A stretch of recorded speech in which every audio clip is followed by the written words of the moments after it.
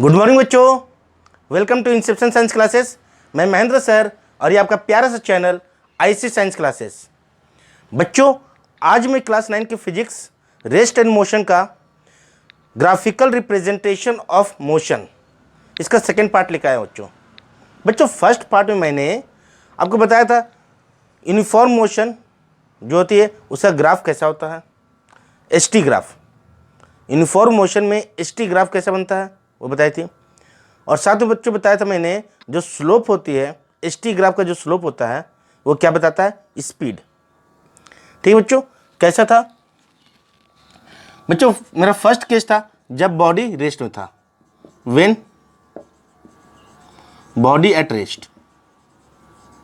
बच्चों तो इसका ग्राफ कैसा बना था, कुछ टाइम एक्सिस के पैरेलल, ये टाइम एक्सिस है और ये डिस्टेंस। ठीक है बच्चों, ये वाई एक्सिस और ये एक्स एक्सिस। और बच्चों सेकंड केस था when body moves with uniform speed. ठीक बच्चों, तब इस केस में जो ग्राफ बना था बच्चों कुछ ऐसा बना था।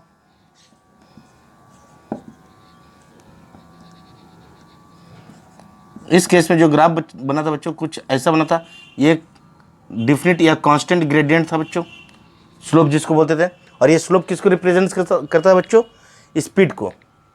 जो स्लोप होता है ग्राफ का स्लोप, एसटी ग्राफ का स्लोप, वो स्पीड को रिप्रेजेंट करता था। ठीक है बच्चों। बच्चों डिस्प्लेसमेंट टाइम ग्राफ भी सेम ही होगा, सिर्फ डिस्टेंस की जगह में डिस्प्लेसमेंट हो जाएगा। अगर हम लोग डिस्प्लेसमेंट टाइम ग्राफ बनाना चाहेंगे तो इसके ऊपर एरो दे दीजिए, बस एस किसको डिनोट करेगा, डिस्प्लेसमेंट को। ठीक है। और डिस्प्लेसमेंट टाइम ग्राफ का जो स्लोप होगा वो क्या रिप्रेजेंट करेगा, वेलोसिटी को। ठीक है बच्चों, क्या आया था डिस्प्लेसमेंट टाइम ग्राफ में, जो स्लोप था, स्लोप जो आया था h2 minus s1 bye t2 minus t1। ठीक है बच्चों। और यहीं पर ये क्या होता थी, स्पीड, किसमें, डिस्टेंस टाइम ग्राफ में, डिस्टेंस टाइम ग्राफ। बच्चों ये डिस्प्लेसमेंट टाइम ग्राफ होगा, डिस्प्लेसमेंट टाइम ग्राफ होगा तो बच्चों स्लोप क्या हो जाएगी, जो कि displacement h2 minus s1 bye t2 minus t1। और ये क्या रिप्रेजेंट करेगा, वेलोसिटी। ठीक है बच्चों, आज हम लोग देखने वाले बच्चों graph of non uniform motion. ठीक है बच्चों, तो पेन पेपर उठाइए और मेरे साथ नोट्स बनाना शुरू कीजिए। बच्चों हेडिंग डालिए ST graph for non uniform motion.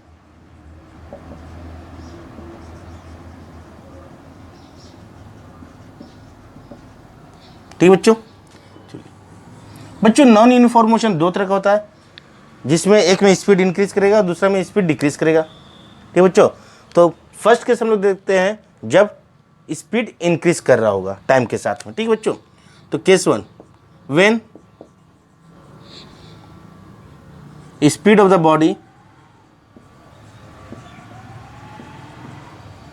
Body increases with time. ठीक बच्चों, जब किसी ऑब्जेक्ट का या किसी बॉडी का जो स्पीड है बच्चों टाइम के साथ जब इंक्रीज करेगा तब इसका ग्राफ एक कर्व होता है बच्चों, एक कर्व। तब बच्चों इसका ग्राफ एक कर्व मिलेगा कुछ इस तरह का। ठीक है बच्चों, एक्स एक्सिस पे टाइम को दिखाएंगे, एक्स एक्सिस पे टाइम, और वाई एक्सिस पे बच्चों डिस्टेंस और डिस्प्लेसमेंट। ठीक है, तो बच्चों ये 0 यहाँ पे पहले 1 2, फिर इस तरह से कुछ,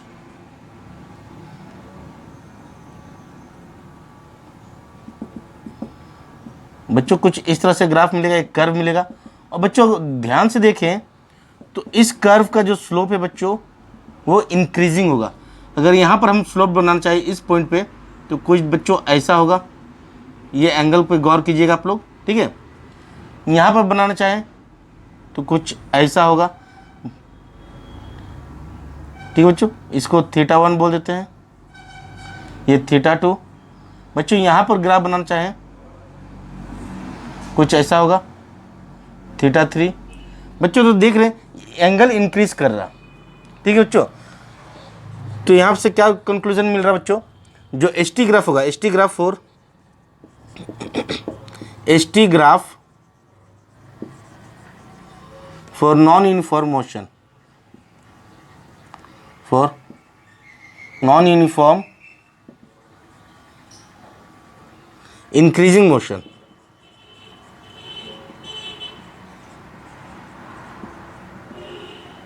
जो ग्राफ होगा बच्चों कैसा होगा,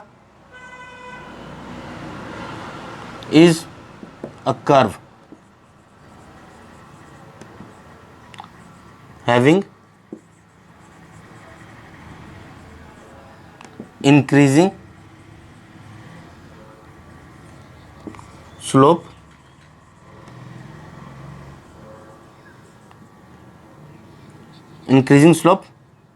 ठीक बच्चों, स्लोप इंक्रीज करता हुआ दिखेगा, ठीक है, क्लियर। यहाँ बच्चों θ1 is less than θ2 is less than θ3 दिख रहा।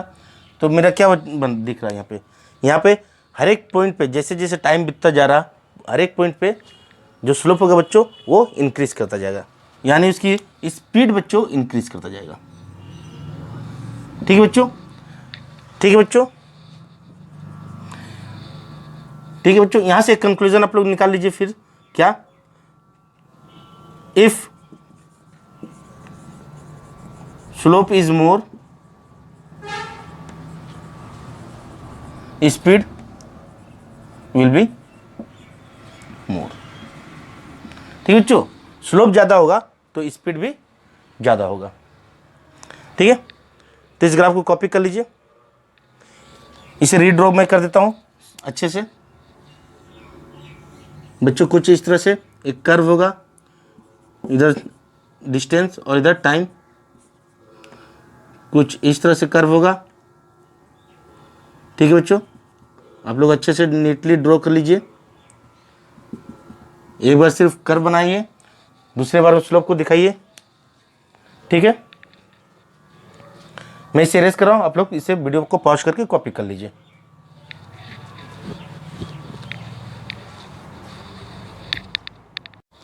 बच्चों सेकेंड केस है, सेकेंड है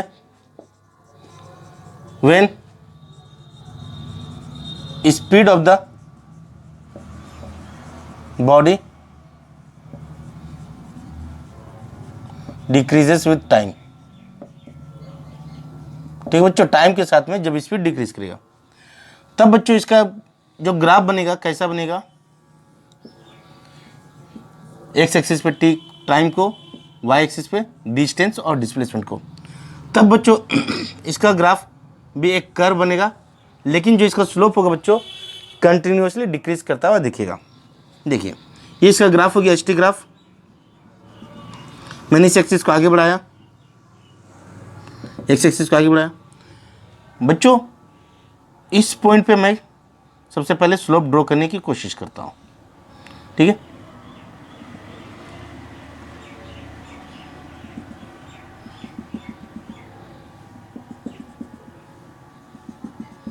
चलिए सबसे पहले इस पॉइंट पे स्लोप ड्रॉ करने की कोशिश करता हूं मैं, तो कुछ स्लोप मेरा ऐसा मिलेगा, ठीक है बच्चों।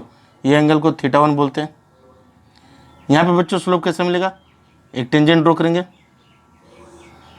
ये θ2 मिलेगा बच्चों। यहाँ पर टेंजेंट अगर ड्रॉ करें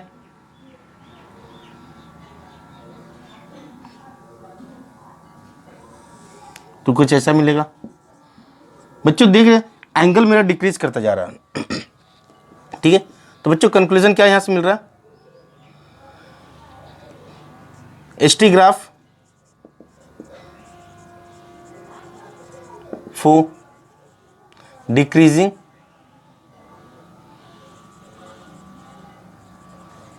motion, क्या होता है बच्चों, इज अ कर्व।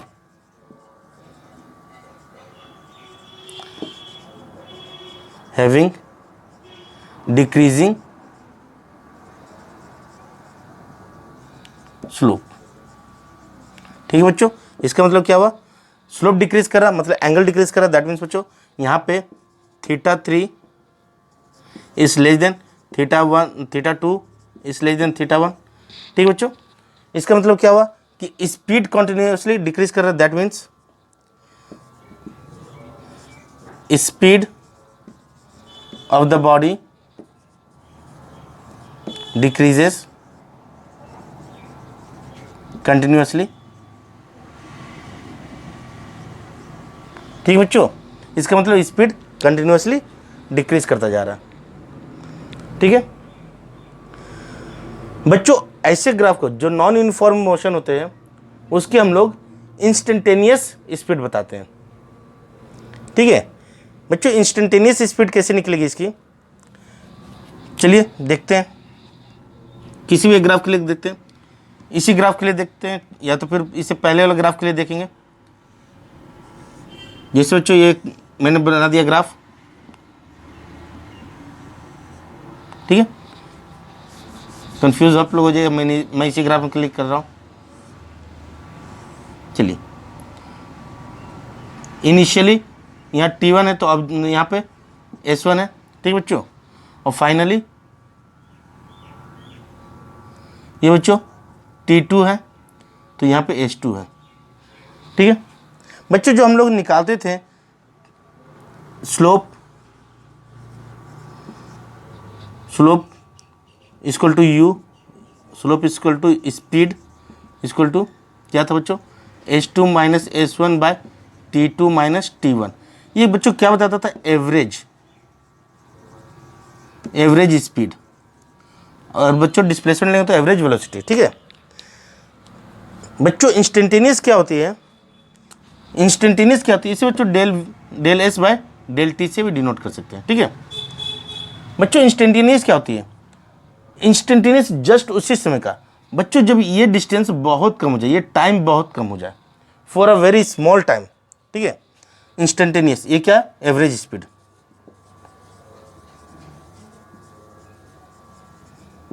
ठीक है, इंस्टेंटेनियस स्पीड के लिए बच्चों, इंस्टेंटेनियस स्पीड के लिए टाइम बहुत छोटा जाता है बच्चों, ये जो डिस्टेंस भी बहुत छोटा हो जाएगा।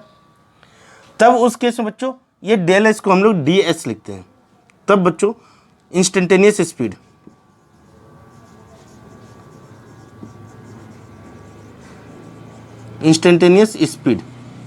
और इंस्टेंटेनियस वेलोसिटी बच्चों वो क्या हो जाएगी, d s by d T.